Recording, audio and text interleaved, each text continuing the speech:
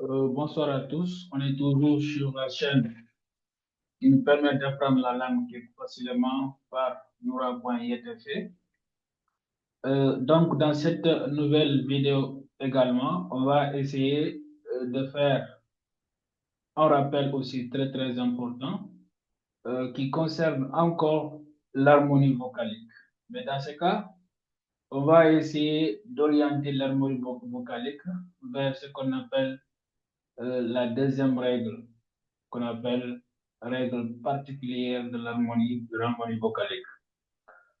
Parce que précédemment, on a appris les verbes, donc on a déjà appris les verbes, donc on a appris également l'infinitif des verbes. Dans cette nouvelle vidéo, on va essayer de voir dans quel cas mettre E, mettre I, mettre OU, mettre U, parce que si vous ne comprenez pas cela, lorsqu'on commencera à aborder la conjugaison des verbes de la langue turque, ça va être compliqué pour vous.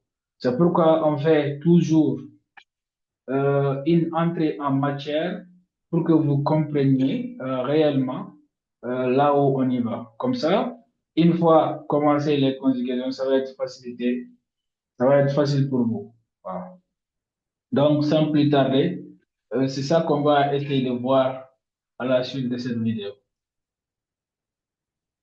Donc ici, c'est mis l'harmonie vocalique dans la langue turque, mais système complexe. Système complexe.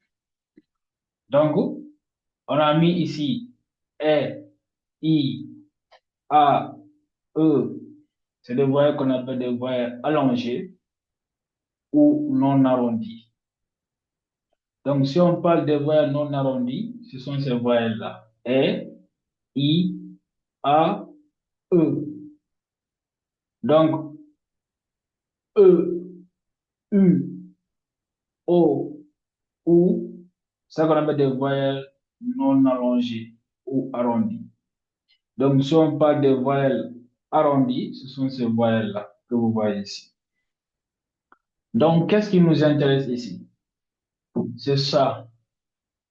C'est la deuxième règle de l'harmonie vocalique. Il y a R, I, donc ça donne I. A, E, ça donne E. E, E, U, ça donne U. O, ou, ça donne OU. Qu'est-ce qu'on veut dire par là? C'est-à-dire, si vous voyez par exemple euh, dans une base verbale, par exemple, si vous voyez à l'intérieur maintenant de la base verbale l'une de ces voyelles-là, donc pour conjuguer, la voyelle qui doit intervenir, c'est I. Entre ces deux voyelles, si vous le voyez dans une base verbale, donc pour faire la conjugaison, la voyelle qui doit intervenir, c'est I.